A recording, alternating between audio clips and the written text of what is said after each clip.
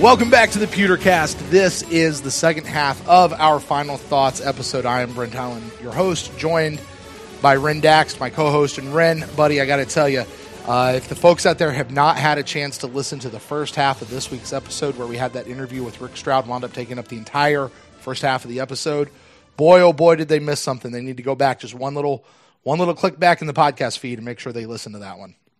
Yeah, solid single.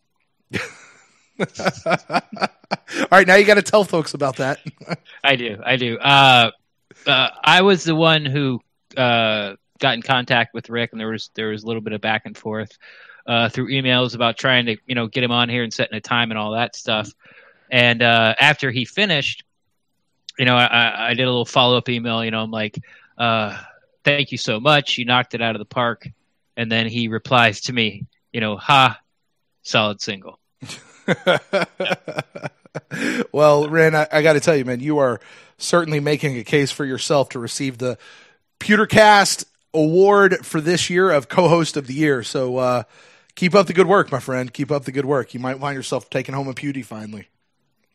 Right, I need one of those. Like, if I don't get one this year, I'm just gonna have you send me the information where you buy them, and I'll just You're just gonna buy your own. I just buy my own, make something up, some plaque up about it. Well, if you don't know what we're talking about, because listen, Ren, here's the thing, and you and I were looking at this just the other day. We had 3 times the amount of listeners this year as we did last year.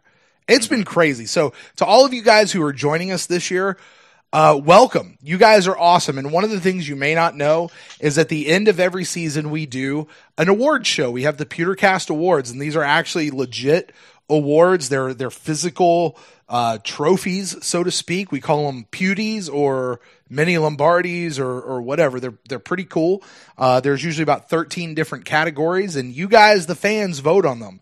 And you have players. You have categories like Player of the Year, Rookie of the Year, Free Agent of the Year, Coach of the Year, and then we even do some other ones. Pewtercast Guest of the Year, Bucs Podcast of the Year, Media Personality of the Year, those kinds of things. So you guys be on the lookout for that, because Ren, this actually reminds me, we need to get our nominating committee together so we can go ahead and get those nominations set so we can let the people vote for this year's Pewtercast Awards coming up here at the end of the season. But we're not here to talk about that. We are here to talk about the Bucs versus Panthers game. Now, at this point, you guys already know that the Bucs have won against the Panthers in their second division matchup. I'm glad to see a little sweet justice after the whooping, so to speak, that I guess we took by the hands of the Panthers earlier this season. But we beat them 24-17 on the back of 3 interceptions by Andrew Adams. We had 1 from Javian Elliott. Our second president of the United States. That would be John Adams, his great uncle. The 5th president of the United States. John Quincy Adams. Oh, my bad. I don't know what Andrew Jackson was. There you go. Let's go with that. He was 12th. 12th. So Andrew Adams. So obviously he's somehow connected. Yeah. To presidential royalty, I guess. Anyway, sorry. But anyway, the Buccaneers won. So this is the spot. Normally this actually happens in the first half of the week, which kind of justifies the Final Thoughts title, but we had to push it off to this half of the episode. So Ren, we've had the Instant Cast, man. We had a great Instant Cast show this past week, by the way. It's become one of our top 3 fastest downloaded episodes of the season. Lots of people eating that up and eating it up real quick. And that one's still going. It's still chugging along. So we had that one. That would be 2 episodes now back in the podcast feed in case you've missed that. But we got to talk about our initial thoughts about the game. But Ren, now that you've had some time to sit with it a little bit, I'll put the question to you, man. What final thoughts do you have on the Bucs versus Panthers? I just feel good. Yeah. And you know what's funny? I have seen 0, and I mean it, 0, about the Bucs blowing draft spots. Oh, okay. Have you seen any this week? I have seen A little bit. A very, very little bit, but it's not like it was last week after we won against the who was that? The 49ers. Right. It seems like that's what was dominating Bucs social media landscape a little bit. But yeah, you're right. This week it's noticeably quieter.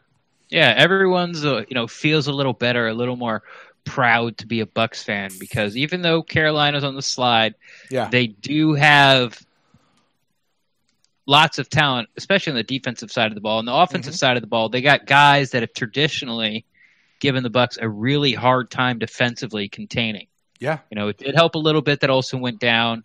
McCaffrey got his yards, but man, those turnovers, they were it. And those turnovers were directly connected to the defensive line. And those guys are gelling and coming at you and winning games for us. I'll tell you, Ren, Bucs fans are certainly no stranger to the idea of lots of offensive production and not having that translate into points. You have all the production you want, but if you get a turnover, if you throw that interception, that doesn't help your team a whole lot, because you don't win the game based off of yards. You win the game based off of points. So, yeah, you're absolutely right, man. Yeah, so I guess we'll get more to X's and O's now. Sure. We talked a little bit with Rick Stroud, but it's really nice to see Jameis, and like I said, we don't know. It's only been 2 games, but man, if he continues sort of on this trajectory, it's going to be fun to watch, because if he doesn't turn the ball over of course he's going to turn the ball over. It's going to happen. But remember my biggest complaint about Jameis. I'm sorry. And so we just jinxed it, by the way. Yeah. Who am I? But last year I was the thing that bothered me most about Winston, about him being loose with the ball in the pocket. And he doesn't have one fumble in the pocket this year. Only 1 fumble total, but that ended up being covered for a touchdown. Right. But he has no fumbles in the pocket. I know there was one in Chicago when he first came, but it ended up fluttering, if you will. He threw a Cam Newton special that ended up getting picked off. So if he keeps those interceptions down, and he works at it, man. Yeah. His footwork in the pocket looks a lot better this year, and he's making decisive decisions. 1 read, 2 read, I'm going to scramble out. 3 read, not there, tuck it, get what I can. And if it sounds like a simple formula. I mean, there's so much going on during an NFL play, and guys, are twice your body weight are trying to rip your head off. But that simple formula will win a lot of games, even if the defense isn't as good as we hope it is, or has been these past few weeks. I mean, with his talent and those weapons on offense, man, it's a formula for winning. It just is. Yeah, and it's exciting. Yeah, and we've said all year, if we could even have a halfway decent defense, they can hold teams to under 24 points. Or hold them to 3 touchdowns. We'll give you 3 touchdowns.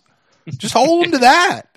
We'd win a lot of games, And fortunately, this defense seems to have come on, and you could say the same thing for the defense, Ren, that we just said about Jameis Winston. Hopefully, this isn't just a 2-week thing. Hopefully, this is the start of a new trend that keeps going forward and keeps being built on week after week. I am overly cautious when it comes to my optimism about stuff like this right now. It's hard. It's hard not to get excited and be like, "Oh man, he's great," and he's turned the corner, and it seems like he's finally got all this. No. Whoa. It's been 2 games. It's 2 games. When he strings together this on a 3rd and a 4th game, then I think we can really start having that conversation. But go ahead. What? Yeah, I think I read somewhere that only once in his career has he had back-to-back games without a turnover. I've been thinking about that this week a little bit with Jameis, and that because that's kind of the realist in me, I think, has been taking over a little bit as I've looked at these last couple of games.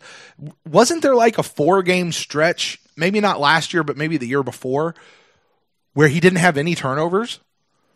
I'd have to look into it, to be honest. It sounds right, but I also pretty sure I saw that tweet. Can't read everything on Twitter, but it was like it was from like Bassinger or something like that. Right. Somebody that or Allman or Stroud, somebody that, or Scott Smith, something they're going to that actually have looked it up. Or exactly. Yeah, right. And you trust. They not a blue check mark doesn't mean everything, but in the sort of the people that you follow in Buccaneers Twitter, if you got a blue check mark and you're a beat reporter, they don't make those type of mistakes. Right. So that we have to look into it. It surprised me, so I wouldn't be. I might have read it wrong too. So, but it's just sorry. I'm just really excited about what this team. It feels like they're finally reaching their potential. Mm-hmm. I feel like in 2 weeks, the Buccaneers have given Bucs fans a reason to return to Raymond James. I can understand why. Now, here's the thing. I don't know, Ren, you watched the game on TV. Did the stadium, from your perspective, look as empty as it had in previous weeks for this past week's game? I didn't pay attention to it too much. Now, I do remember on the kickoff, the club looked really empty, but the club always looks really empty. Right. And you know why the club, if people don't understand this about the club, there is an air-conditioned lounge right there at the top of the stairs that you can go in, and there's glass windows. You can look out and watch the game from inside air conditioning, not just on big TVs, though there's a lot of those back there too. Big glass windows. And so while the club may look empty, all those black seats, whatever they are, gray seats, that doesn't necessarily mean that they're not filled, although a lot of them, Ren, are not filled. But as I have photographic evidence to show. But anyway, all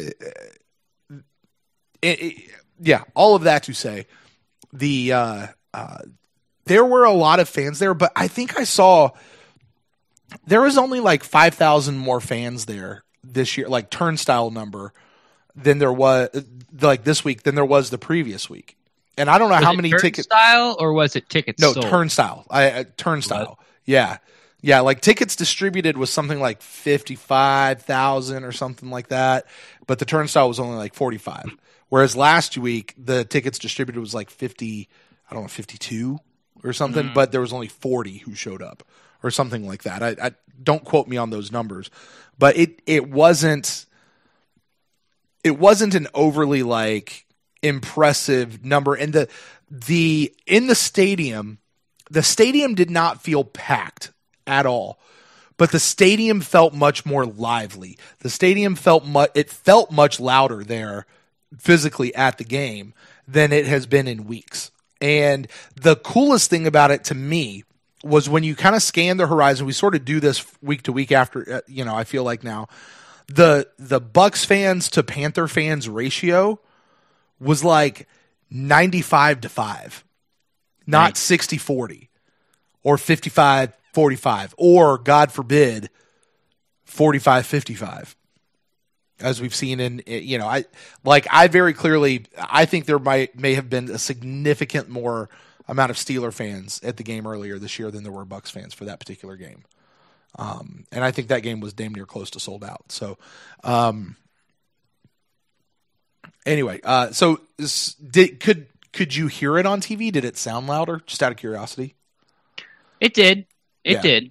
And I think, coming off our San Francisco game that, we were expected to win, but the team hadn't been playing that well. We just got, just lost to the Giants. Redskins, who we were supposed to beat. We've talked about that. Yeah. At nauseam, 500 yards, 3 points.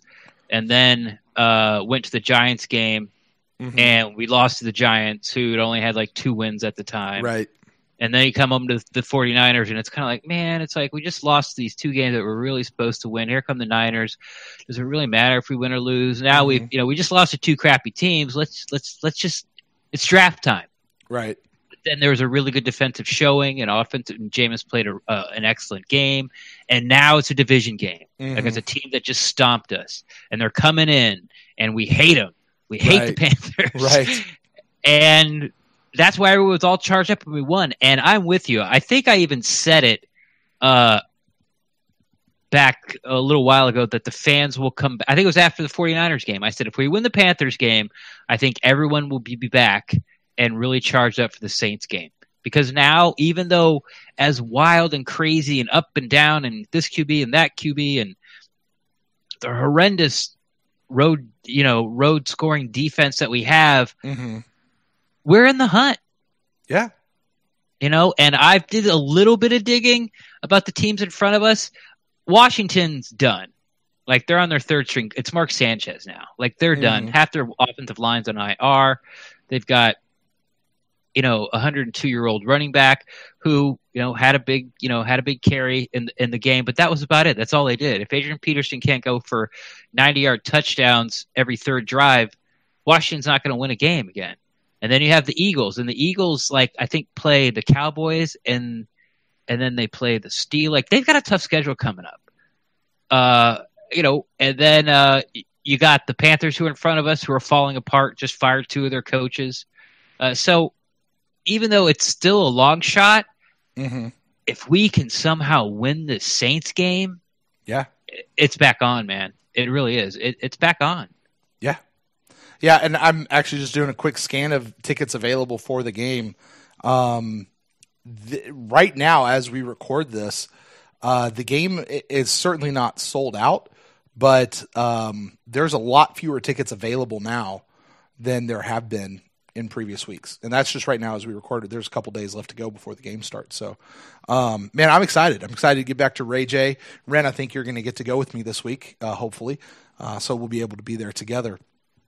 Is that an invite or is that a maybe? No, depends on your schedule. Oh, okay. All right. Well, I would book it. I have to double check with Cheryl. She'll be leaving to go to North Carolina soon for Christmas. Okay. I'm not going this year, but I know there's she's got a list of crap we got to do before she goes. But yeah, that's what happens when you say, "Hey, write me a list." Exactly. Hey, well, we'll get back to talking about Buccaneers football. Yeah, people enjoy my angst and my troubles in my life, so they can laugh at me. It's kind of like watching an episode of Jerry Springer. Like, oh, well, listen to Ren. My life's not so bad. Trying to think of a time I might have seen Ren on Jerry Springer.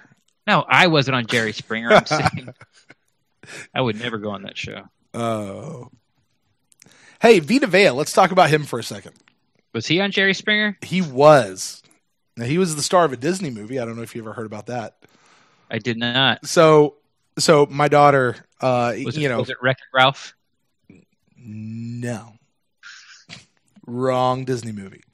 My daughter, who loves Moana, a lot of people have kind of made the comparisons between Vita and Maui, and she did it completely on her own. Like, absolutely just 100% on her own. And she did that way back at training camp. So she was, and her little 3-year-old self at the game this week was all about watching for him. And, and she had kind of his deal going on. So Vita Vea, with that, I will also happen to be watching Vita, and I went back and watched a little bit of the film. Didn't seem like he had as dominant of a game this week as he did last week. But if last week was the best game of his career, I think this Panthers game was the second best game of his career so far. It wasn't a bad showing. I felt like, and this is a guy that I'm watching now because I want to see, has he, kind of that Jameis Winston thing. Has he turned a corner? How is he developing? He was our first round draft pick. So certainly we want to see him get better, but he certainly hasn't had a great showing to start his NFL career either. So, yeah. And some things you have to remember. One, I've heard a lot of this. Oh, they regressed after one game. Well, what do you have? 4 tackles, 3 for a loss, and a sack. Well, okay, yeah, he regressed. How do you?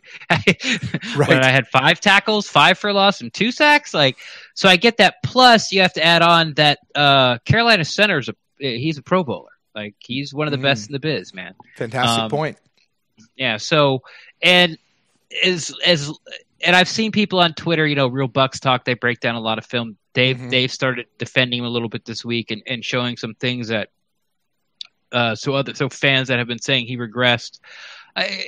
You can't really go from game to game and go, he regressed. Oh, he's got it. Oh, wait, no, he regressed again. Oh, wait, 2 games in a row. Okay, now he's turned the corner. Oh, wait.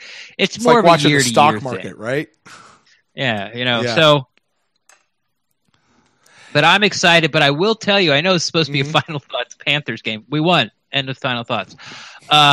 It's going to be Vita Vea and Gerald McCoy, but I think especially Vita Vea, it's going to be huge in this Saints game because the way you put pressure on Drew Brees is pushing the pocket into his lap. Like edge pressure is not really a thing with him because he just steps up in the pocket. It's almost a given. Like he does a 7-step drop, but when he throws it, he's at 5 steps. Like it's textbook. It's almost like they design it that way. So be able to push that pocket into his lap. It's going to be a big, huge game for Vita Vea. And then after that, when he does those dump-off passes, the linebackers are going to have to close really quick and make the tackle immediately. And I think that's the formula for beating the Saints. Thomas is going to get his yards. They're going to get, Kamara's probably going to get his stuff. Yeah. Like they're probably going to get like 70, 80 yards on the ground somehow, some way. But on third down, Drew Brees understands, or he's at that point in his career where I'm going to dump the ball off short of the first down marker and hope my guy makes a play if the pressure's there. And that's what Dallas did to him all game last Thursday night. And, we don't have the linebacker speed, at least not 2 of them that Dallas has. But Vita Vea is going to be a huge, huge piece and sort of derailing the Saints offense as much as you can do that. Yeah, that was kind of a note that I had about this defense going forward. And with Vita Vea, I mean, to talk about the Panthers game, one of the things I did notice is he's still coming off his blocks, which is great. There were a few times you'd see him wind up on the ground, and I didn't think about the idea that Carolina's center is a Pro Bowler, but that makes a whole lot of sense. I'm not saying that it's okay that Vita was on the ground. I'm just saying it makes more sense when you understand that that's the caliber of center that he's going up against. But Vita was eating up the run. He was doing his job. He just wasn't getting much into the backfield. However, I think that the biggest thing that this defense did as a whole, particularly this defensive line, was getting to the quarterback. And if they can get to Drew Brees, or as you say, if they can push the pocket back into his lap, I think that's a great way of putting it. That's going to be the recipe for beating him. And if I'm Buckner, or if I'm Duffner, or Buffner, as some people call them, Buffner, I'm telling my guys to do to them what they did to Cam Newton, which is to touch him on every play. Like, no matter what, just touch him. Now, if you can, sack him. If you can, hit him. If you can, get in his face. If you have to, at the end of the play after the whistle's done, go up and just tap him. Like, just remind him that you're there. Touch him on every single play. And I think if you can keep that pressure on him, if you can be relentless, as they have been the last couple of weeks, that regardless as beat up as our secondary is, and we know how Drew Brees can go in and just completely surgically dice up a defense, if they can do that, our front defensive line, they're pretty healthy right now. And that's the good news. Those guys are real healthy right now. And I think as long as those guys keep doing what they can, or what they've been doing, I think we're going to be okay against New Orleans. Yeah. Well, give us a chance. Okay. I was going to say, they're not going to hang 52 on us. Let's put it that way. If they can keep doing what they've been doing. Hey, I will tell you right now, I book it. They're not going to put up 108.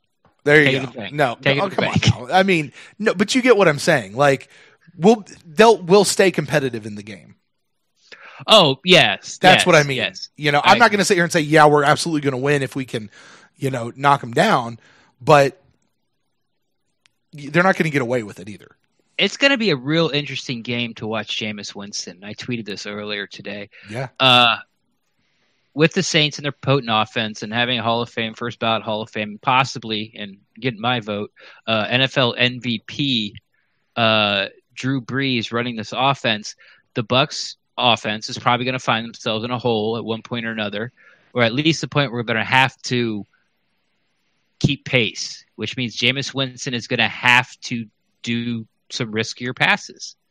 Unlike last week on the third to last time we had the ball. Anyway, it was a play after Humphreys dropped that tunnel screen that I thought would have went for a first down and probably sealed the game.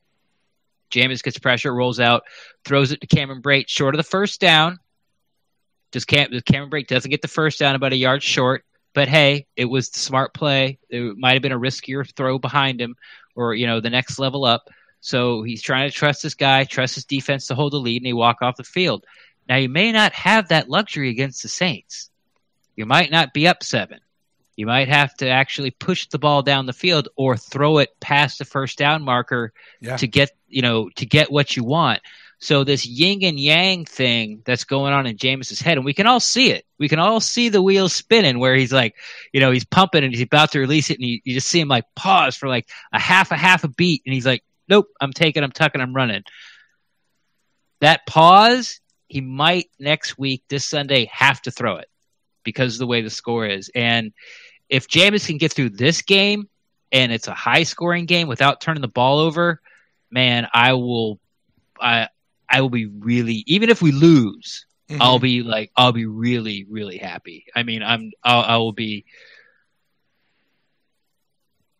because this is going to be his biggest challenge. And I'll just be like, I want to use a different word by happy, but I'll be very pleased at Jameis's progression if he can get through this game.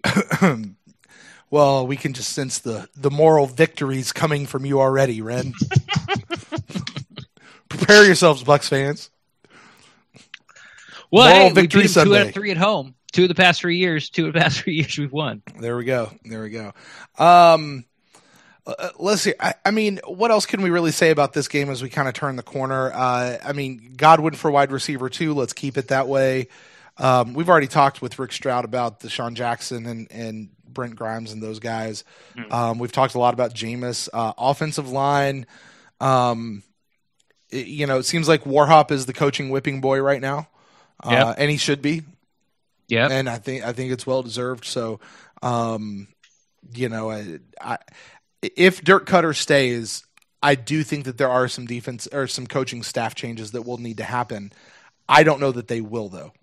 That would almost be if you're light, or maybe if you're the Glazers, if you do entertain keeping Cutter around, then maybe you mandate a couple of those changes. Well, that's what everyone won't make it on himself. Well, that's what everyone thinks would happen to Jay Hayes, right? It's like he got his contract extended, Cutter kept him, and it took basically 2 weeks for Jason Light to convince Dirk Cutter to get rid of him. Right. And we might see that same thing if Cutter keeps his job and if Jason Light keeps his job. We might see that same thing with some of the coaches. And, the one that standing as a beacon, like a lighthouse on the rocky shore right now, is George Warhop. And I think, and even myself, like, I don't know anything about coaching offensive line, right, but I would like to see this offensive line, who I felt has for the past 2-3 years has underachieved, with just a new voice, a new leader, to see, is it them or is it Warhop? Yeah.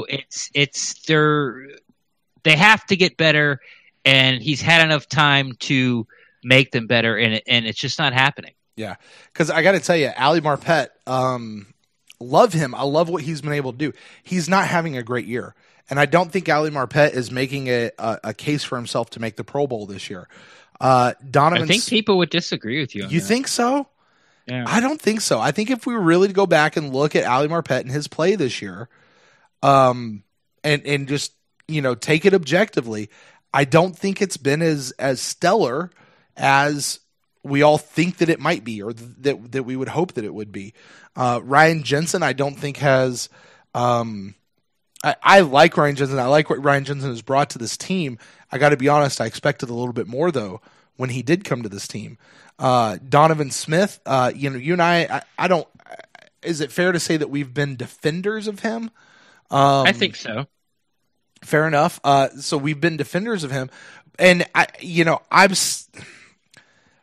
still don't know that we really can do what it takes to afford an upgrade at the left tackle position. But for Donovan Smith and Ali Marpet, as a matter of fact, and Caleb Benenoch, actually, as a matter of fact, George Wahop's the only coach that they've known in the NFL. Mm-hmm. And, I don't know that Caleb Benenoch, who was he drafted the same year as Ali and Donovan, or the year after?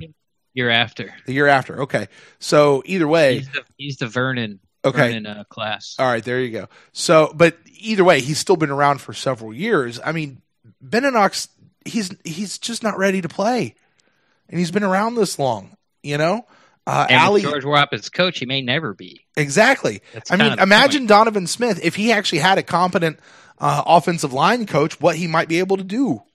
Well, we don't. That's the thing, and we don't know yet. Exactly. Yeah. Exactly. That's my point. So, to me, that's one thing I think that has to happen. We could maybe talk about John Hoke and some of the defensive back coaches and really the defensive staff as a whole. I think is probably worth a discussion, especially towards the end of the year.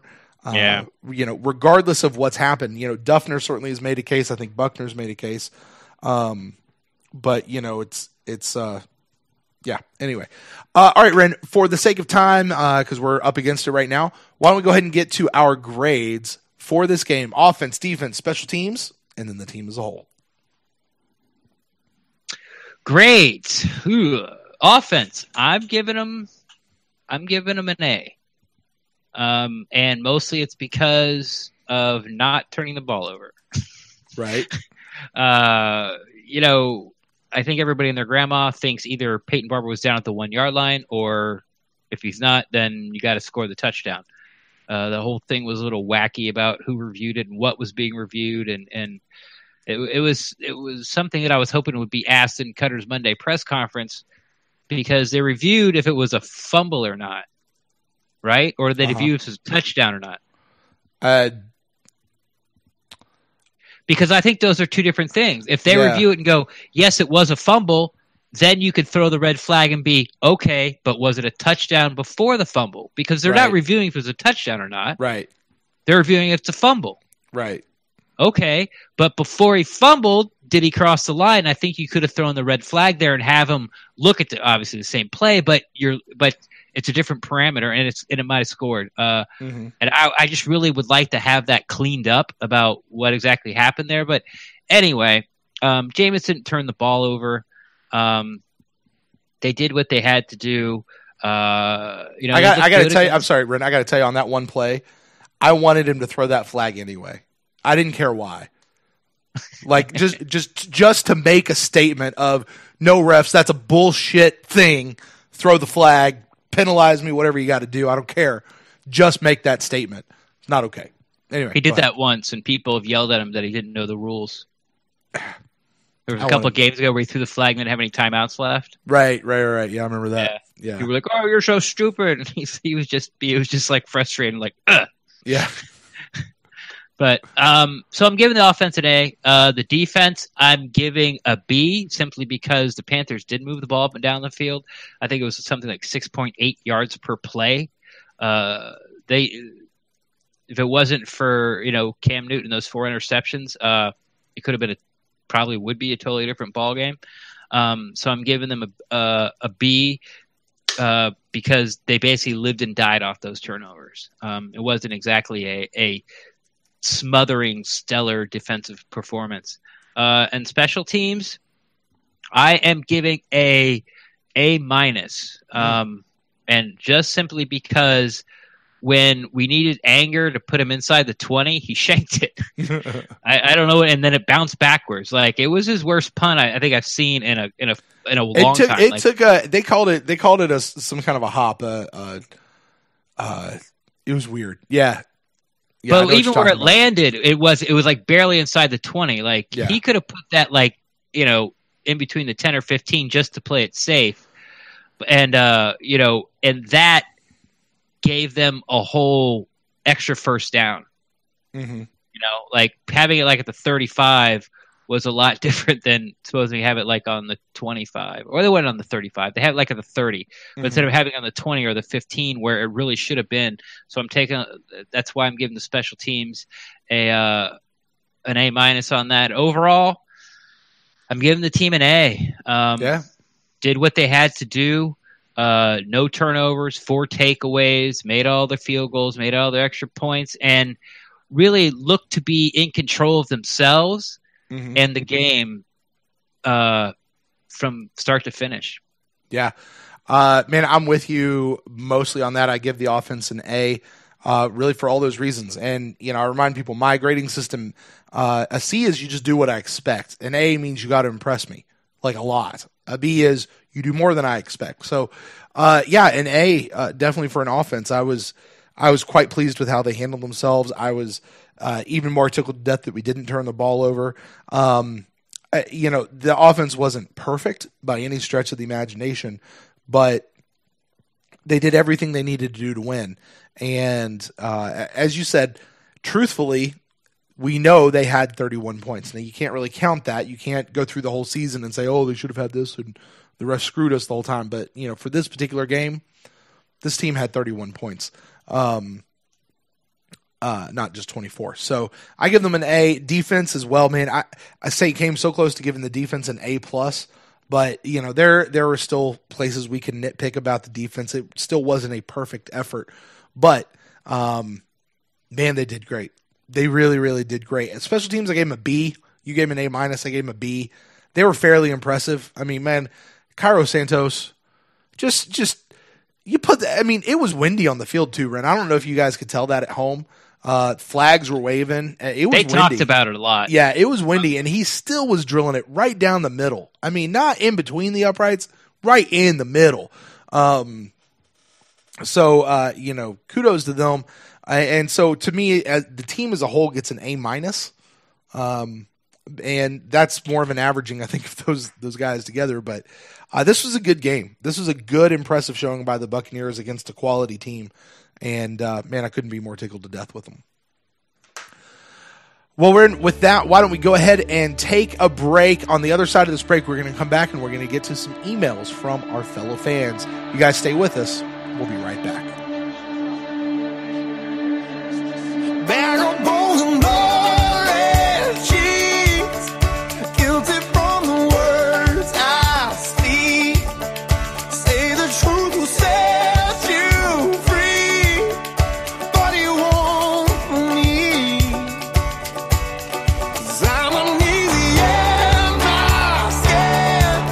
All right, Ren, it is time for us to get to some emails from our fellow fans. And if you've listened to this show for any amount of time, you also know this is the section where we check out our iTunes reviews. And looking over an iTunes reviews, Ren, for the 3rd week in a row, we have no new iTunes reviews. What? I know. But you know what, though? We've got a lot of iTunes reviews over there, which is very helpful to people who are trying to find Buccaneer podcasts.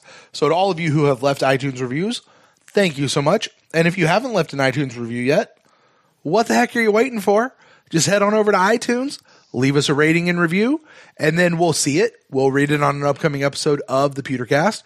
And like I said, you help out the show by doing that because it helps other people find us. It gets us up higher in the ratings and in the search engines and stuff like that. And hey, listen, I think I mentioned earlier in one of these episodes, Ren, we've tripled the amount of listeners that we've had from last year to this year, which is just awesome. I mean, that's great growth, and that is in no small part thanks to those who have been leaving iTunes reviews. So thank you guys for doing that. That said, Ren, we do have some emails, so why don't we get over to those here real quick. Our first email comes to us from our good buddy Chris. Chris says, hey, Pewter guys. I'm really kind of starting to like that name, Ren. Hey, Pewter guys. You do. You mention it every time. He says, what a victory against a division opponent. Andrew Adams, who? Getting 3 interceptions in one game is extremely rare. Second president of the United States. No, that'd be John Adams. I'm not going to go through the whole thing. Getting 3 interceptions in one game is extremely rare, so let's appreciate what AAA did against the Panthers. I asked Ren if he was our new Keith Tandy. Ren, what do you think? Is he our new Keith Tandy? I mean, by that he saved he saves a bunch of games for us and never sees the field again why we go on a win afterwards. streak and then gets cut next year. Is that what you mean? No. It'll be a couple years before he gets cut. He just won't see the field for a while. People asked Dirk Cutter about him, I think, after the game, or maybe it was Monday, and he goes, well, good special teamers and guy and a good backup safety. So that pretty much sums up what Adams is going to be for the Buccaneers. Yeah. But strangely enough, Keith Tandy, the date we're recording Tuesday night, got cut by Atlanta. Oh, he did? He did. And with our banged up safeties, it's a real possibility. You know how it's like, oh, maybe the Bucs should look into that guy. Anybody that gets cut. Right. Like this might be a legitimate one. Yeah, this might happen because this familiarity with the defense and how banged up we are at safety. Bring him home, Jason. Bring him home. So, to answer your question, I guess to be the new Keith Tandy, he'd have to have a couple more game-sealing interceptions. Mm-hmm. I think if he gets one against Drew Brees, like in the fourth quarter, and the Bucs win, people will start to really make that connection. Sure. But as of now, he's just just AAA. He's got his own thing, right? He's having his 15 minutes. We'll see if it extends. Right. Chris continues and said, Jameis played lights out and he looked on target. Most of the offensive deficiencies in the second half were because of stupid, dumb penalties. Duffner is bringing the defense back to Tampa Bay. Oh, well, you want to comment on that? No, that's true. That's something that I don't think we've talked about at all, even going back to the Instacast, was the offense really did sort of seem to shoot itself in the foot in that second half. And especially that one drive, the offense started to fray. Like Mike was getting mad, and then Jameis ran down the field, and he was getting mad. Dude, Jameis got in the face of one of those refs. I mean, I don't know if they showed it on TV, but Jameis was in the face of one of those refs about something. I don't remember exactly what it was, but I mean, he was all up and down that ref. Yeah, like we had a good play, and they called Mike for illegal block because he initiated contact before the ball got to Humphreys or something, and then they were arguing with the ref, and and then the next play was another penalty, but it was a nice gain to the other side of the field. I think it ended up being a hold on Beninock, but Rondé Barber said on the telecast that I think they just got Mike Evans for the same thing again, and that's when Jameis sort of went ballistic. And I tweeted out, I'm like, Coach, Cutter, huddle them up, like they're starting to fray. This sort of like new Jameis that we're all like, oh, look at Jay, he's so under control, and he's not about eating W's and making all these rah-rah speeches, and then you see him down the field like cursing and throwing a punch in the air, just like really upset about what's going on. I was like, huddle him up, Coach. But no, Chris is right. We stopped ourselves in that second half. Yeah, I mean, to be fair, I thought that a lot of those penalties were real nitpicky on the part of the referees, but I mean, you can't on both sides. They really were, yeah. But it's hard for me to blame the offense for stupid, dumb penalties when they really are, especially the ones who were so far away from the play. It's not even funny. Anyway, but they are what they are. Every team has to deal with it. You can only play the team in front of you, and you can only have the officiating crew that's scheduled for your game that day. So, it is what it is. All right, Chris continues. He says, Duffner is bringing defense back to Tampa Bay, and it starts with trusting the entire unit. Mike Smith wanted the defensive line to do this so that the linebackers could do that, and Duffner basically said, why? Why not just let the D-line go make tackles for loss? Duffner's play calling, especially on blitzes, is fire. Blitzing is all about disguise and timing, and I feel like Mike Smith and his blitzes were just like throwing spaghetti at a wall and hoping it would stick. That's fair. We don't know what's being called and what they're supposed to do, but it's hard to make an argument for Mike Smith since he's left. And, the stat that's been the big stat that everyone's like, really? That's been floating around social media and things like that has that the Bucs are second in the league in the amount of sacks they've had, like in the past, including this, Carolina game, we're second in the league in amount of sacks. So, the defensive line is starting to gel. And if that was because they needed more time or Mike Smith versus Duffner, who really knows? But you can easily see, the evidence seems to point to that it's Duffner's play calling and scheme within Mike Smith's system. Yeah, because the thing that we've been told, this is still Mike Smith's playbook. And, Duffner said when he first came on as the defensive coordinator, look, they all have a hand in the game plan. Right. Like all the coaches do. So, that's not going to change. So, what really is the difference? And I mean, maybe this is a little bit like the Deshaun thing, Ren, where you talk about, Deshaun, regardless of what you think he might or might not be doing in the locker room, one thing is clear is it's just not working in Tampa. Like between him and Jameis, for whatever reason, it's not working between him and Jameis. And, maybe with Mike Smith, it just wasn't working with Mike Smith. It's all the same pieces, right? Yeah. It's same playbook. So, but for whatever reason, just wasn't working. So, because it's terrible. I'll be so interested to see what they do with this defense next year. But that's next year. Chris continues. This email, though, says how this offense misses O.J. Howard. And Warhop needs to be fired. I'm tired of seeing the same shit offensive line and crappy-ass run zones. The offensive line is clearly...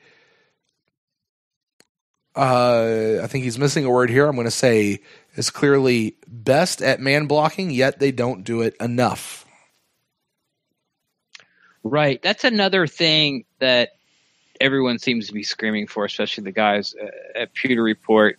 And it makes a lot of sense. This stretch zone blocking thing doesn't seem to be working. And what I've really found interesting was back in the 49ers game, I think Peyton Barber's first 5 runs were behind Benenoch and Dotson. I think Dotson was still playing at that time, early in that game. And I'm like, they have to see something over there, Yeah. There's got to be a weak spot there because he was actually getting yards. It wasn't, they weren't running for 1 yard, minus 1 yard, 2 yards. They were getting some chunk plays. So, but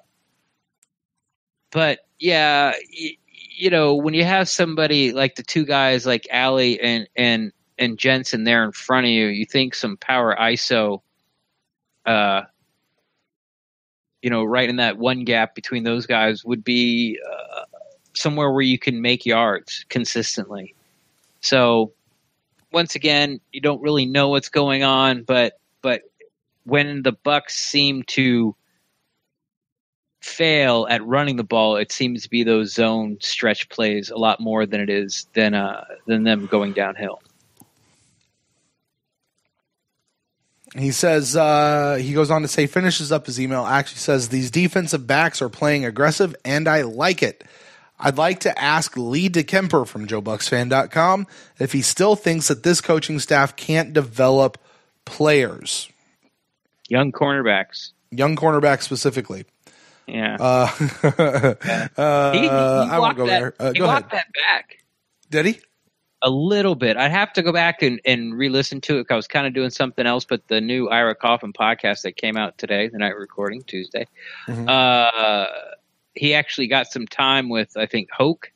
I'm not sure if he's they kind of group him together. I don't know if he's safety or cornerback or DB, whatever, but, he's one of the two defensive back coaches.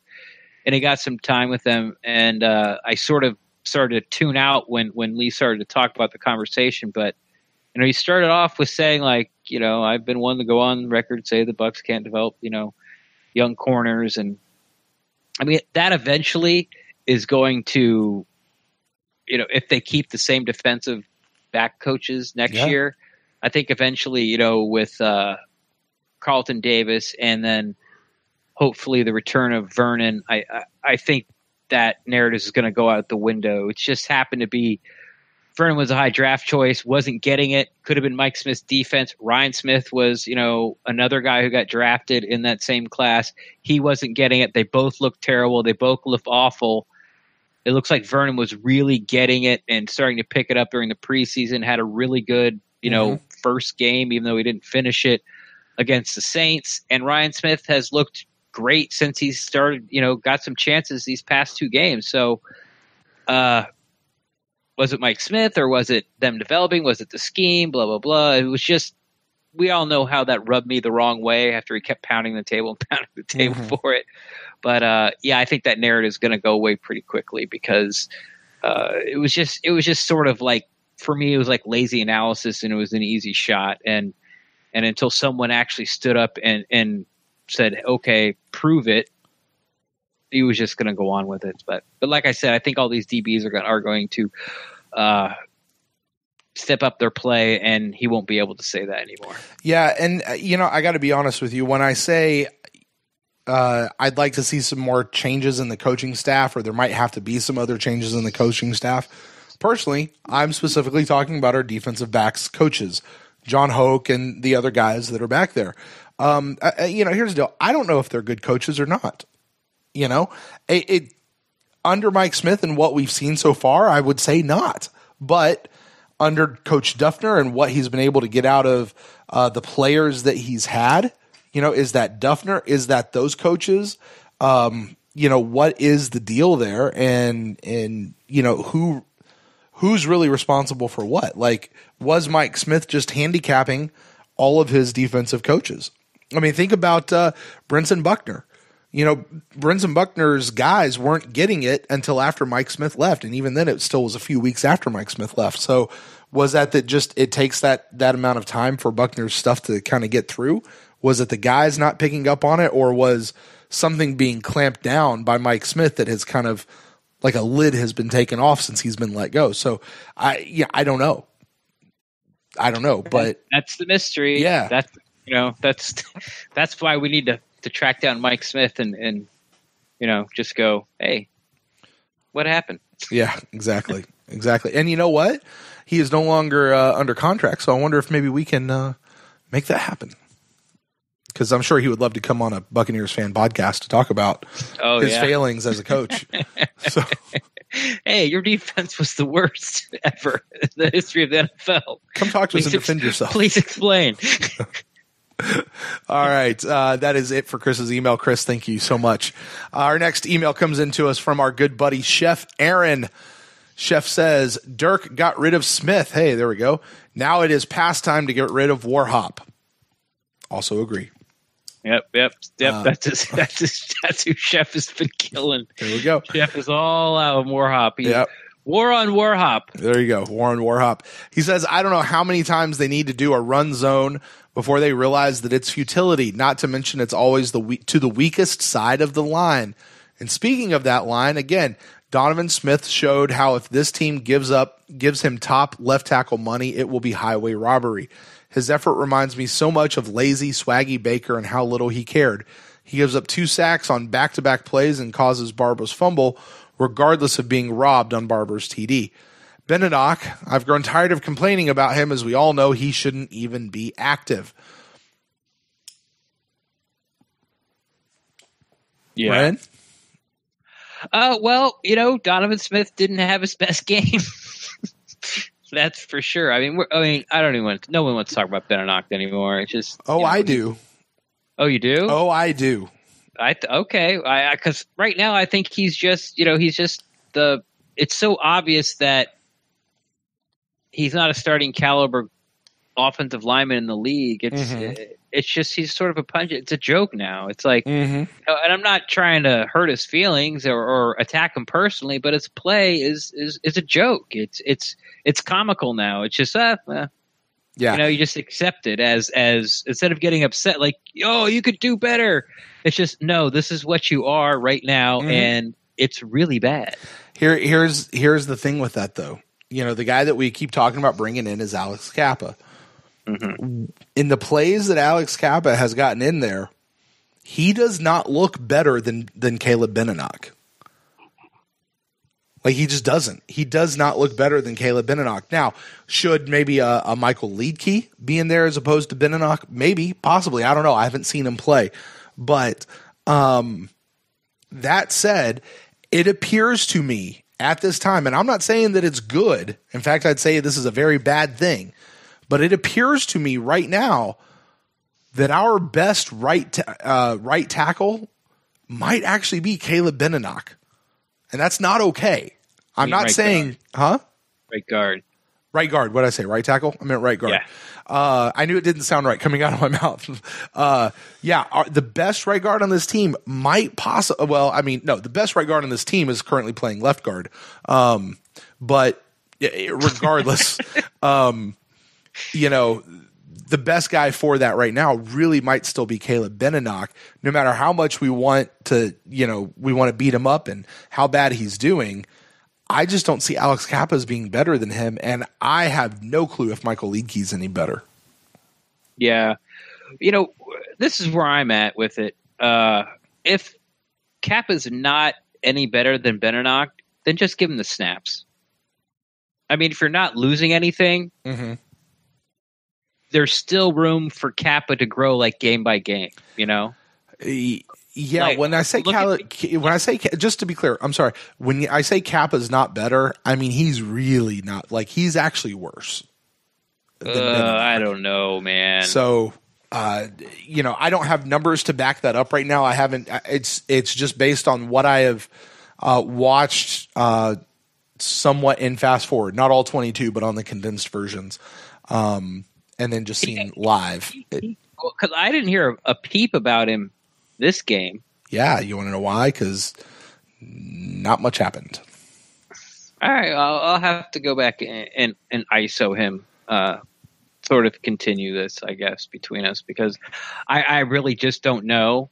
And and I remember watching him in the San Francisco game and going, oh man, that's disappointing. Yeah. But I say the same thing every time I see Benenoch play too. So, oh yeah, I mean Benenoch's bad. He's atrocious, and I don't think that's a exaggeration of a word. More atrocious? I think I think Kappa's a rookie. Right, so give him the snaps. I'm not saying, but you said if you're not losing anything out of it, and I think it might be a bit of a downgrade to go to Kappa, but you still might be right to give him the snaps. That still might be the right call, because certainly, I mean, you've got to hope that Kappa's ceiling is higher than what Benenoch is right now. Yeah, I mean, just sort of like throw it in the Villa mold, like when. Fair enough. Yeah. Good point. When Villa started, he was Mr. Velcro. Ian Beckles called him the worst player he'd ever seen. The worst player he'd ever seen. Ever. And now, here we are a handful of weeks later, and we're like, oh, a breakout game. And then, the week after that, like, yeah, he didn't have his, didn't put his numbers up in the box score as he did the week before, but he's still doing a lot of really good things. And here I am, a couple days after that going, hey, if we're going to win this game against the Saints, Villa's play and pushing the pocket back is going to be a real big part of it. So what I'm saying is I just put Kappa in there and leave him in there and see what, maybe in 2-3 weeks we're all like, okay, there it is. There it is, right. I don't necessarily disagree with what you're saying there, Ren. I really don't. All right, Aaron goes on. He says the D-line looked exceptional, again with JPP, Nassib, Vea, and GMAC all creating pressure and getting after Cam, which led to Adams' career day. Yes. I'm sorry, President Adams. He says, second or fifth? Neither. He said, I hate 19th. I hate doing what could have been, but this is another prime example of too slow to move on was the Bears game. I'm sorry, I'm not sure what he's talking about here. Yeah, me neither. I hate doing the what could have been, but another prime example of too slow to move on was the Bears game. Maybe he's talking about was the Bears game where Conti got stiff-armed?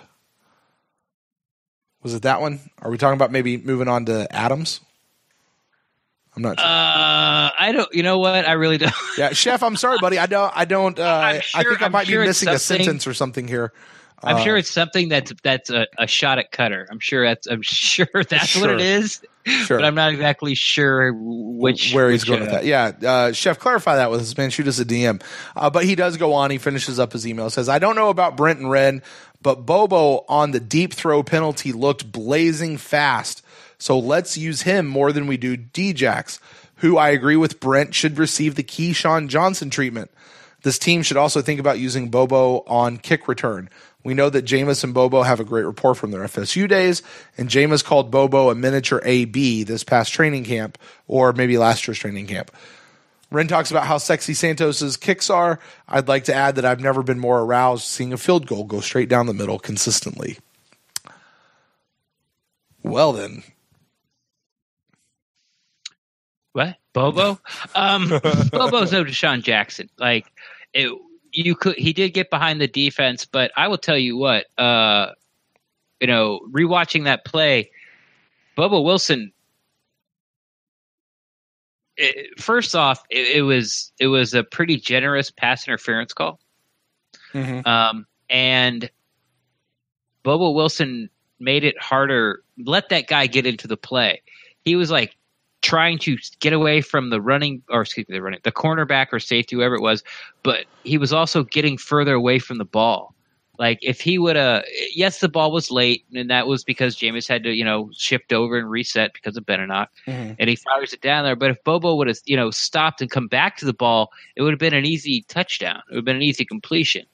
But his sort of lack of understanding routes and actually the speed of these players that he's going against, kind of shown a little bit there. But I did like his speed. He got back there easily, and Jameis is going to look for him, and Bobo's going to fight for the ball for Jameis. And I think he did return kickoffs. Wasn't he the kick returner? He was the kick returner. That's right. He was the kick returner. We just didn't get a chance to take any out. And he had a really good day as a gunner as well, mm-hmm. I thought. So I like Bobo on this team, and I guess that could kind of throw us into the but once again, he's no Deshaun Jackson. I mean, let's not be crazy. But if we really think forward, because there seems to be a lot of talk about Adam Humphries, sign him now, or how much expense he's going to be and type of stuff. Yeah. As far as the Bucs reloading with Godwin, Mike Evans. Mm-hmm. And if Hump goes, I really like to see a little more of this Watson kid. I know he gets in a lot, but they don't throw the ball to him. He's usually out there just blocking. And we sort of got like, if Watson is sort of Hump light, and Bobo right now is sort of Deshaun Jackson light. So that's a good comparison. Yeah, and so Jason Light has set this team up for success to sort of keep the same players and keep the offense rolling, even if we do lose Deshaun Jackson, which we probably are, and Adam Humphries this offseason. Yeah, I would be okay if that's the way it turned out. All right, Chef, thank you so much for your email. I'm going to just completely gloss over his last sentence there. Our last email of the night comes to us from James from South Carolina, JD. He says, "Hey, Brent and Wren, this is JD from South Carolina. Hey, JD. And I really enjoyed watching the Bucs beat the Panthers. So did we. Yeah, no, right. I live about 20 miles from Charlotte, and I am surrounded by Panthers fans. They usually give me somewhat of a hard time, but since Sunday's Bucs victory, all I hear are crickets. JD, buddy, I used to live in Greenville, South Carolina. In fact, that is where this podcast started, was while I was in Greenville. And I got to tell you, I know exactly what you're talking about, my friend. Exactly. He has a good question for us, though. Ren, he says, my question for you guys is about Djax. Let's see if you want to talk about it, Ren. He says, if the Bucs do trade him, what do you think his trade value is? This would have been a great question like 4 or 5 weeks ago when the trade deadline's over. We can't trade him. Okay, 1 minute. That's a good question. Can we do anything with him once the season is over? Like, when does the trade thing open back up? When are you allowed to start trading players again? Do you know? That is a good question. I do not know. Like, does the next move for the Bucs either they have to retain Deshaun Jackson and he stays on the payroll, or they have to cut him and make him a free agent, or do they have the ability to trade him? Well, they do have the ability to trade him because we got JPP during the offseason in a trade. We got him before the draft. That is right. You know, was it after March 5th though, which is when the new league year starts? So I feel like it was. So yeah, I'm not sure. We have to see the cut. What we have to know is the cutoff day is when Deshaun Jackson, I guess, money becomes guaranteed. Mm-hmm. You know, because we can cut him after the season's over. We can cut him now, but we can cut him after the season's over, and there's no dead cap for next year. Mm-hmm. So I guess the question now is, when does his money become guaranteed, and is that before or after you can start trading players again? Okay. But here's the thing. If teams know you're shopping the guy, they're not going to trade for him because they know you're probably letting him loose soon. Right.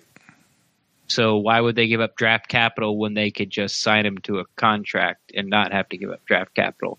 And if they trade for him, they have to take that $11 million contract. Mm-hmm. So they might be able to get him for less, or maybe right. They give him $8 million for 2 years, or $8 million, each for 2 years instead of one for 11, and then maybe they can get him off, they can cut him after one. It doesn't hurt their draft cap. So actually they get like a $3 million discount. There's lots that goes into it. So I don't know. So to answer the question, let's say the stars line up and the Bucs are able to do this and they want to do this. What can you get for Deshaun Jackson? Well, you'd have to see who needs him, who wants him, and you have to see who those people draft and what wide receivers are coming out. Yeah. This is supposed to be I'm sorry, because I'm looking it up right now. The trading period for 2019 begins at the exact same moment that the free agency period opens. Okay. So on the first day of the league year, which will be March 13th this year, that's when at 4 p.m. Free agency period is open and the trading period also begins. Okay, but when does Deshaun Jackson's contract stay on the books with the Buccaneers? That I don't know. That's the question. Yeah. Is it before that date or after that date? Because before that date, then you can't trade him because he's not. Let's face it. Rick talked about it. On our previous pod, everyone's been saying it. Hell, Aaron Kaufman's been saying it since the day he got signed 2 years ago. Was Deshaun Jackson not going to be here for year 3? Right. It's just not working. Let's face it. It's going to happen. He's not going to be here. So why would you take the chance of taking that $11 million on hoping to get a trade?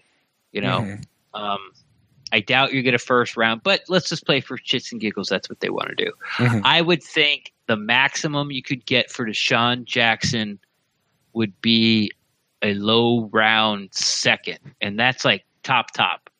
That's like somebody desperate, one player away. This guy's going to send us to the Super Bowl.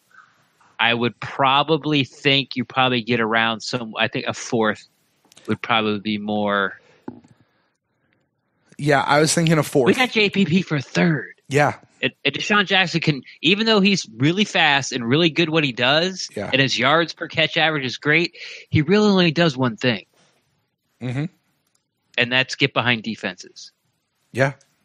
So for a one-trick pony, how much you willing to go? I think fourth is probably feels good for me. A fourth. Yeah, I was thinking a fourth, but then I was like, man, you got a 10, 11, $12 million player going for a fourth. That seems way low, like way under. But I mean, man, I guess, yeah, I don't know. Fourth, I think seems about right on the trade value. As far as a trade person, can you trade him for another player? I mean, how do you compare a Deshaun Jackson to anyone else. Yeah, he's such a niche receiver. Right. I mean, we could send him to the Giants for who's that guy, Landon Collins or whatever his name is. Their safety. Yeah, I mean, gosh, I don't know. I have no clue who we could trade him for, but yeah, I would think a fourth. And that's because you can only get what other teams are willing to give you, right? Right. Are you going to give a 32-year-old Deshaun Jackson, or 33? What's he going to be at that point? He's 32 now. 32 now, so he'll be a 33. He's turned 30. Yeah. So he'll be 32 halfway through the next season. Okay, so 32-year-old Deshaun Jackson, who's very much in the back half of his career, you're going to give him you're going to give more than a fourth round for that, a third rounder, maybe a third round. Yeah, I don't know. It's hard. I don't know. It's hard. That's not our wheelhouse, JD. Stop. Ask a better question next time. No, it's no. I mean, fun, but it's just not going to happen. Yeah, and that's the thing. I don't know that the Bucs would trade him. I don't know that there's any advantage to them keeping him for trade bait. Yeah, because you definitely don't want him on the roster come the season. You don't want him on the roster when you have to pay him. Yeah. Now let me ask you this. Okay, we are all sitting here saying there's no way that the Buccaneers are going to keep Deshaun Jackson. It's just not working. There's no way they're going to keep him. Right. We also have been around this team long enough, and we've been around specifically Dirk Cutter long enough. And let's say that he stays as the coach for next year. Right. Dirk Cutter is just crazy enough to go, yeah, Deshaun's a really good player, and we're not going to give up really good players. We want to keep him. It's not his decision. That's true. But yeah, okay. Jason Light does have a better head on his shoulders when it comes to that stuff, doesn't he? I don't know. I'm not going to go as far as say that, but you would like to think that your GM is better at evaluating talent than your head coach. Yeah. But the point is, it's not Dirk Cutter's decision. I'm sure he has input, and I'm sure it carries weight. It's just the person of all the Buccaneers, of all the people I know, beat writers, fans, us, podcasters, so everybody in the whole entire Bucs universe, I think Dirk Cutter likes Deshaun Jackson more than anybody else. I would agree with that. I see what you're saying with that. Yeah. Yeah. So, yeah. And he's not necessarily wrong either. It's just it's not working. It's not going to happen. He's not going to be here. We're not going to trade him. It's just not going to happen. He's gone, and it's nobody's fault. It just, like we said 1,000 times, it just didn't work. It just didn't work out. All right. It just didn't work. All right, Ren. Well, that is going to do it for our emails. Not. I have one. I promised Kay from FLA. His Twitter handle. Remember I said earlier he typed it out and sent me a screenshot? Yeah. All right. So here we go. It says, "Hey, Ren, been loving you guys' podcast as always. The show's old school, was classic at a humor time." Sorry, it's very small typing, so I have to sort of scroll back and forth. Time when we really needed it was fun. Thanks. You and Brett have turned into the perfect complementary match of a kind of Laurel and Hardy way. I think I'm crap. Who's? Yeah, I don't know. I think I'm Hardy and you're Laurel. I think that's the. I know Abbott and Costello. Right. I know which is. I don't know which one's Laurel, which one's Hardy. But thank you. I mean, yeah, we're entertaining. I agree. I like to think so. I still consider I still consider your show my favorite podcast for info entertainment on the Bucs. Well, you're a very smart man. Ren, I disagree with you in the fact that I cannot recall another time until that before you mentioned the show when you said you would like to see Cutter back in 2019. I went back and forth with Greg Allman, got corrected, and rightfully so, because I missed the fact something I hate, but it happens to all of us. But the underlying fact remained, Dirk Cutter has a history of losing, and for that fact alone, when we consider his current record, I do not see how he should given more time to do what he has done consistently throughout his NFL career. Nothing really to comment on that. We've talked about it. All right. Mm-hmm.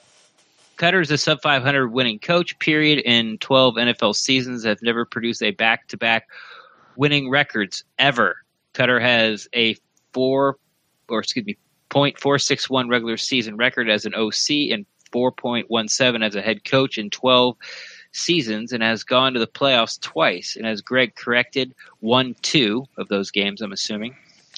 Still would have anyone think he'll improve. I just realized I'm a terrible reader. It's harder. Reading emails is hard, man. It really is. Well, I can't see it. You know what I should do? I should pull this up on Twitter. Is what I'll do. Okay. But go ahead. Well, while you do that, man. Man, I get the idea and the appeal of looking at Cutter's entire coaching past and saying he's never going to be better than what he is and what his record has been. But at the same time, I don't think that's fair. Ren, as you have so often pointed out, we currently hold the number 1 offense in the league, scoring and whatever else. That is starting, at least over the last 2 games, to translate to wins. We've said multiple times, if the defense could freaking just show up and do something, if we had a kicker that was worth a damn hell. How many games last year would we have won if we had a kicker that was worth a damn? I mean, 18. Yeah, it's and you can't go back and replay those games. You can't sit and live in the coulda, woulda, shoulda. But you have to evaluate Cutter as a coach and for what he does and what he brings to a team and what he's doing right now. You have to put it all in front of you because coaches grow, coaches change, coaches, they do get better. And if this is Coach Cutter right now coaching his best football, right, with the team that he has and things are working. And, while I may have issues with how he has handled the defense and his responsibility for the defensive side of the ball as a head coach, you cannot deny how well the offense is doing and how things are going. And, oh, by the way, he made the call to get rid of Mike Smith. He made the call to make changes there that have now allowed for things to start coming on. Now, it may have been a little too late. It may have needed to happen sooner, but he is willing to, he's not trying to keep his son employed, a la Lovie Smith. You know what I mean? So in order to do that, now I have said on this show, is Coach Cutter the guy to take us to a Super Bowl? And I think that's a fair question. I think that's a litmus test type question. Is he the guy to take us to a Super Bowl? And at this point right now in week, 14 we're going into, Ren? 13, 14, something like that. I think my answer is it depends on who the rest of his staff is. Yeah, I hate that question. Yeah.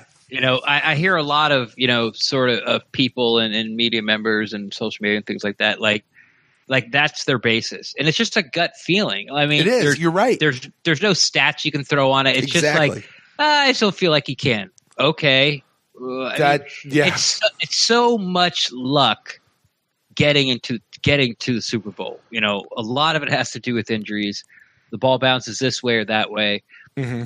Now, if you're one of the powerhouse teams, of course, we'll talk about the Patriots, but, you just sort of take them out of it.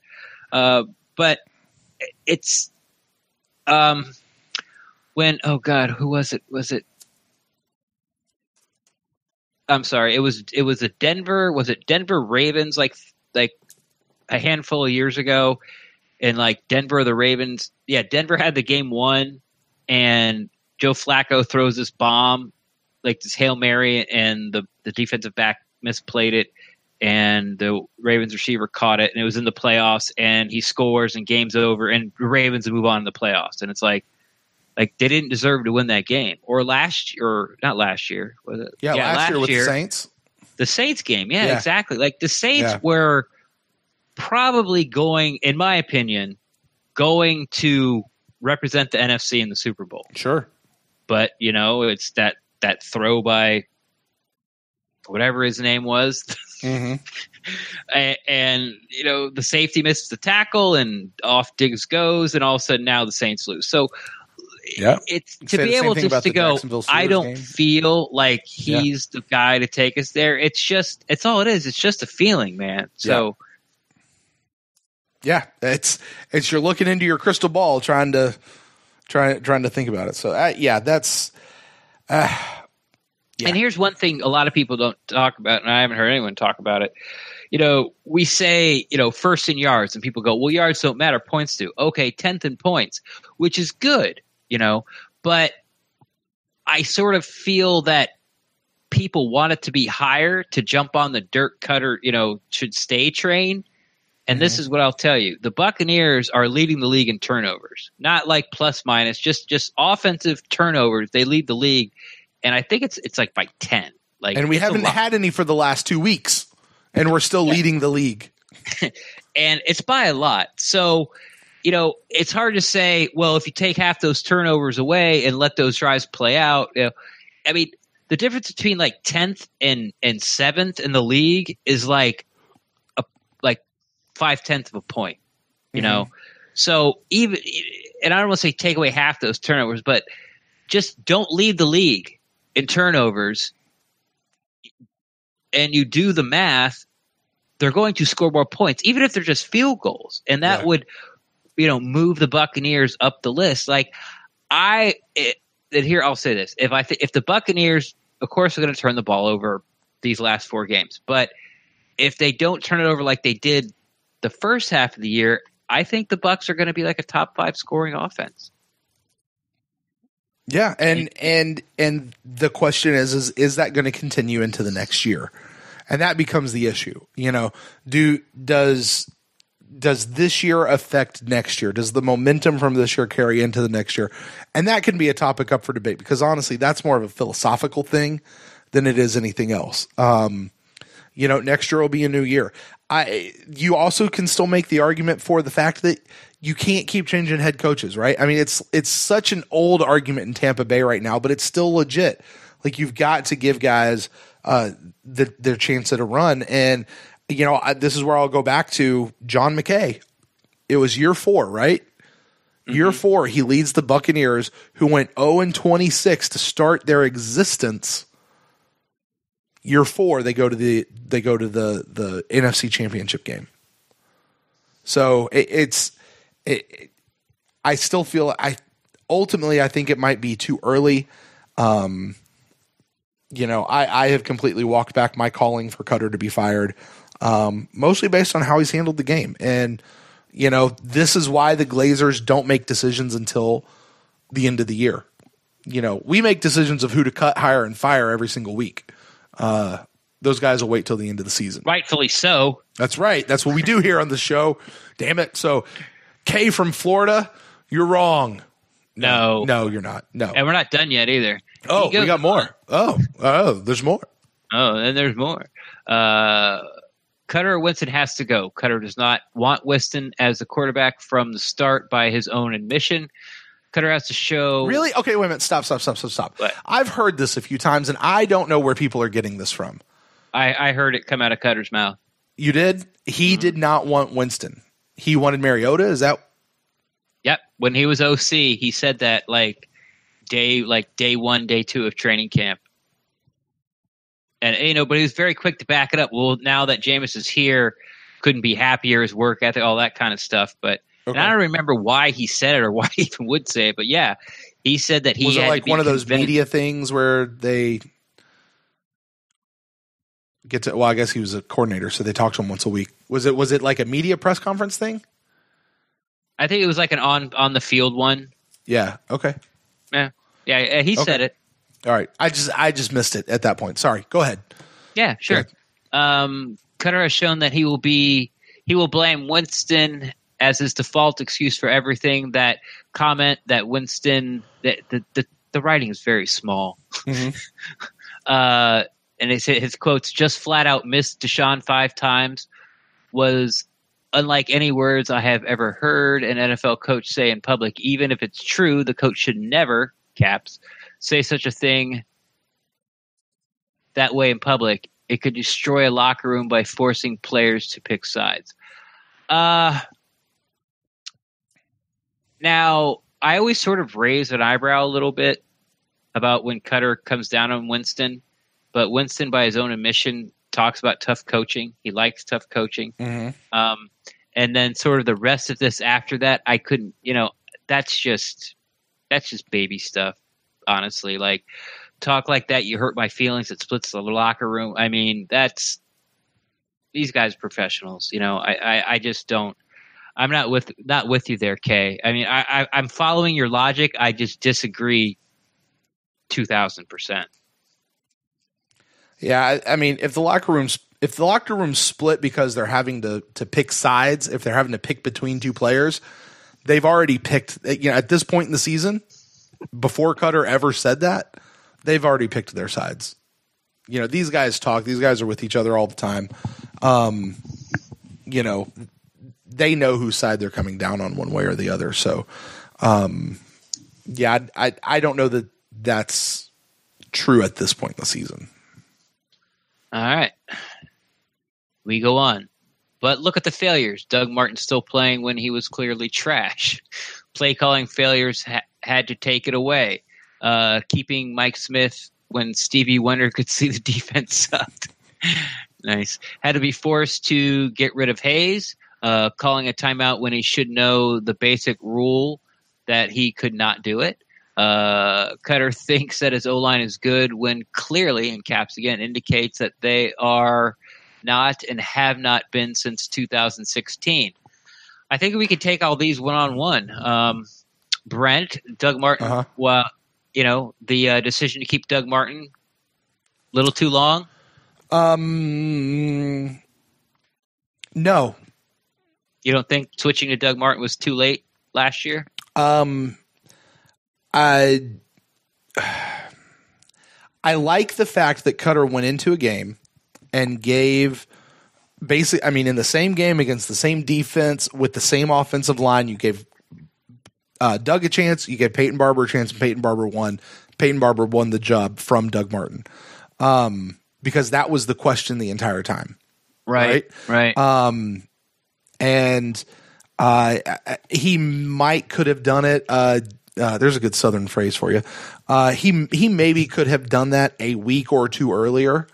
I forget if there was an injury situation or something maybe that might have precluded that, but he could have done that maybe a couple weeks earlier. But in general, it was you can't just keep hopping back and forth between people, and you can't just cut bait and run. I mean, Doug Martin, don't forget, just a season and a half earlier, Doug Martin was the second leading rusher in the NFL, right behind Adrian Peterson, like really close to AP. So it had like 50 less carries. Yeah, exactly. And Doug Martin went through the drug suspension and the rehab and all that kind of stuff. And there's a lot to get through. There's a lot to get there. So I don't know that it was necessarily too late, except maybe by a week or two. Okay. I think that's fair. I thought it was, like you, I think it was a little late, but by a week or two. But I also think that once he saw them, sort of head to head, like you opened your comment with, that he went to Barber. Yeah. Play calling failures had to take it away or give it to Mumpkin. Go ahead. Yeah, I'm going to start this one. I think that, we've said it between the 20s. It's great. I don't know if it's execution or just sort of some kind of voodoo curse about when Cutter calls the plays, they can't get the ball in the end zone, or it's his play calling. But I think it's a plus that Dirk Cutter gave the play calling to Todd Monken, because Dirk Cutter did not get the play calling taken away. He didn't deserve to by his play calling. Mm-hmm. I never minded Dirk Cutter's play calling. I'll be honest with you. I never did. I think I mind like knowing what I know now. I way more mind the way that George Warhop runs the run game. Yeah. Okay. I way more minded how, and I know this is on the other side of the ball, how Jay Hayes ran the defensive line rotation. We'll get there. Oh yeah. But I had a big problem, certainly with that. But a lot of people really harped on Cutter and his play calling. I never really minded it. Although, and I did say this, and I went on record with this, in general, I think that a head coach should be a head coach and not a coordinator. And that is why I advocated for Cutter to give up play calling. And I'm glad he did. And turns out it works. And when he did take it back, we kind of went back to the same old. So, I don't know exactly what it is there, but I think it's a good thing that he gave up play calling. And to me, that's actually a mark in his favor that he did it, not a mark against him. Keeping Mike Smith too long? You know what? I think Mike Smith should have been gone in the offseason. I know a lot of people say, oh, he should have been gone at the bye. No, I think he should have been gone in the offseason, personally.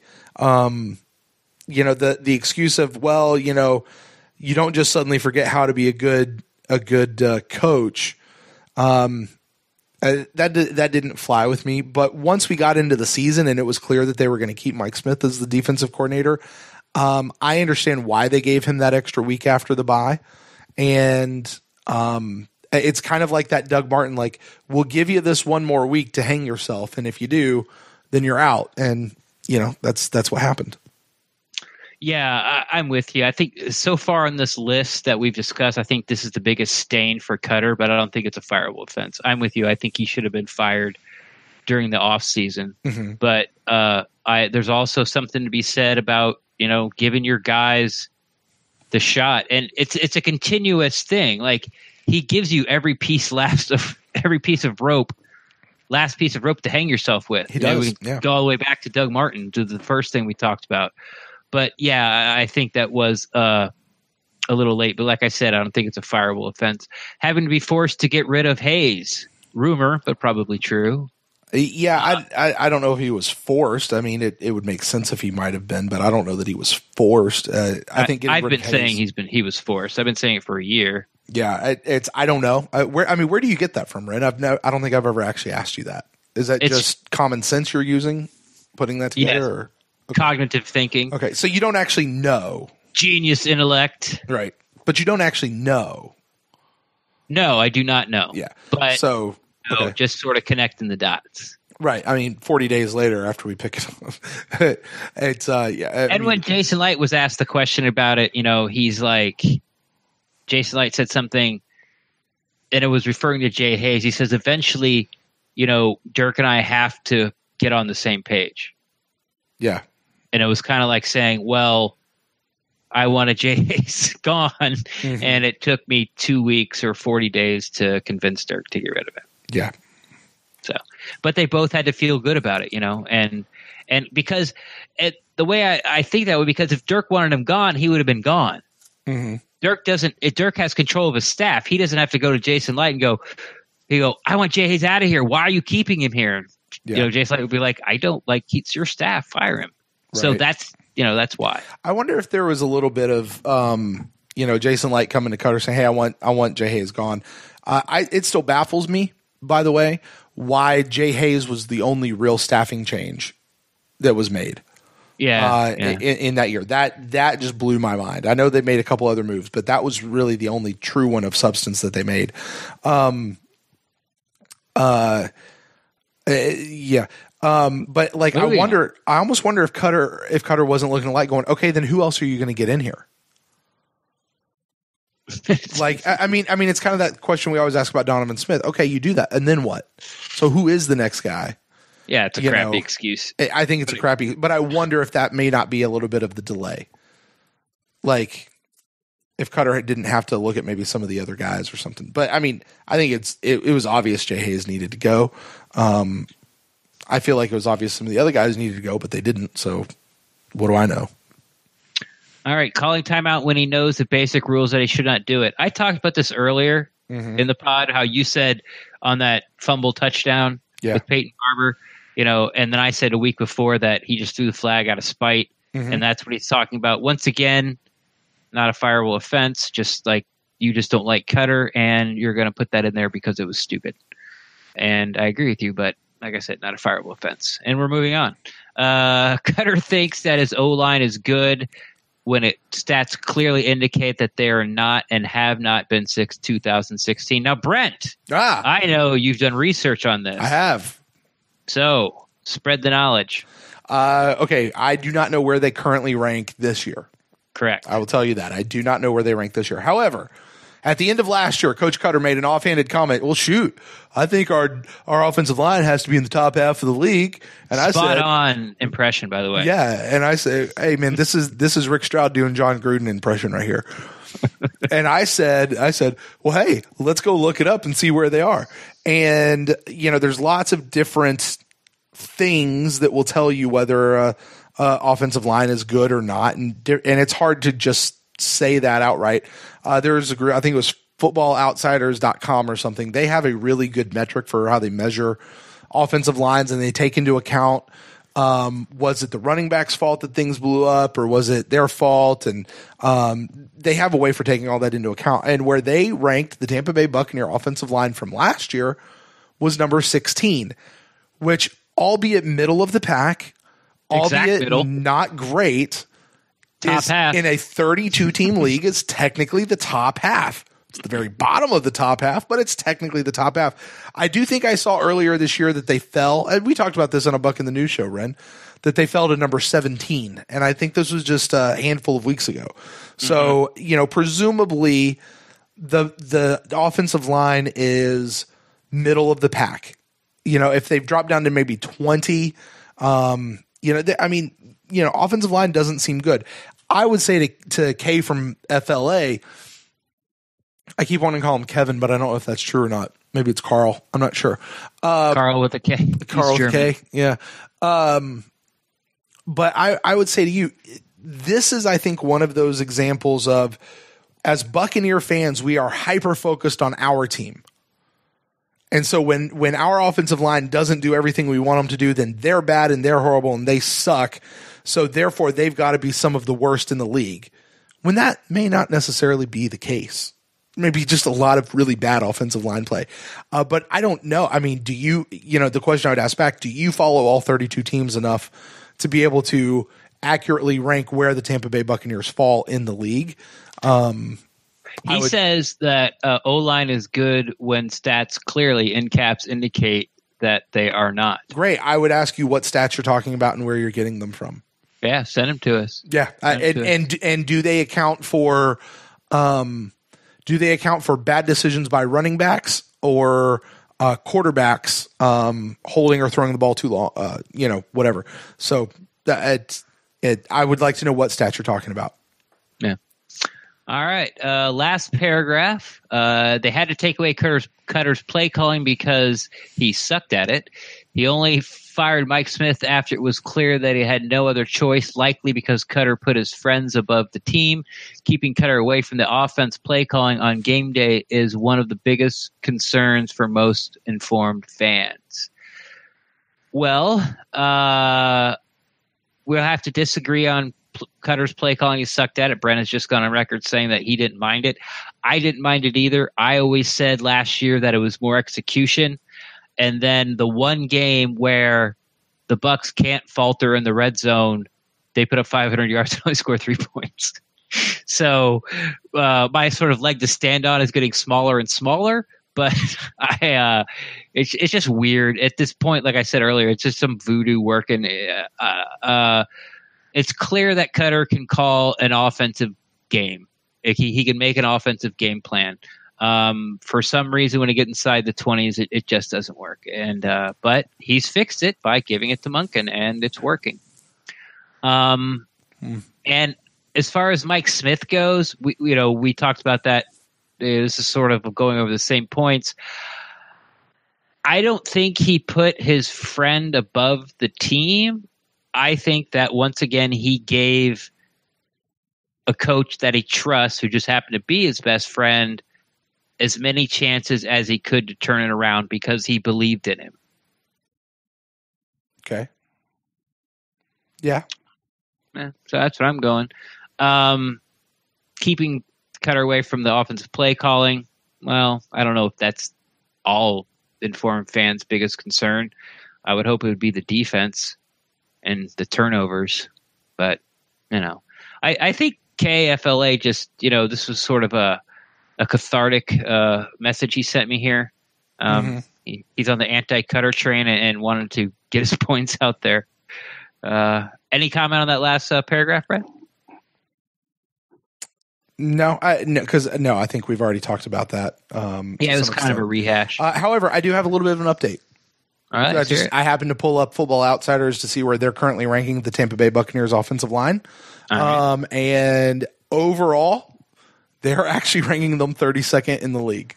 So wow. I just now found that out. Now, if you go across the line, they actually rank 8th as a power ranking, which has to do with 3rd and 4th down conversions. And they're 31st in allowing stuffs, 26th, in second level yards. And then they're 14th, right in the middle of the pack as far as sacks allowed, so pass protection. So they do currently rank them, way down. Now that's only through week 13. So we'll see how that changes as the year goes on. But using the same numbers where I said that they were 16th last year, they're currently at 32nd this year. So there is a point to what he's saying. It's just like I said earlier. I just wanted to see the numbers he was using. I see the numbers I'm using now. And I'm not going to fire my coach because he tells me he thinks the offensive line is good and the power rankings say he's 32nd. That's not why I'm going to fire my coach. Right. It's all these, it's like he's piling straws up, Mm-hmm. and is waiting for, as they say, for the camel's back to break. But he finishes up. Why do the Bucs need this guy? Well, we've gone over it multiple times. Been saying it for a couple of weeks now, and I think you know why. It's because the offense is humming, and it's an offensive league, and if you change it, you can't guarantee what you're going to get still. And he has nothing to do with the defense, and that's a problem with the team. I know that this is long, so feel free to paraphrase or select parts, but I do appreciate having a response to this. Well, no problem, K in the FLA. I appreciate you sliding my DMs and sending me that. So, Brent. Sir? Take her away. All right, Ren. That is going to wrap up this episode, this final thoughts. It's going to wrap up this game. We don't have to talk about it again. The next time we will be together, Ren, we will be talking about all of the news and everything that has come out of One Buccaneer Place. That's coming up in our Buck in the News show coming out here at the end of the week. We'll also start to kind of turn the corner and take a look at this upcoming Saints game right here back home in Ray J for the final game of a 3-game homestand.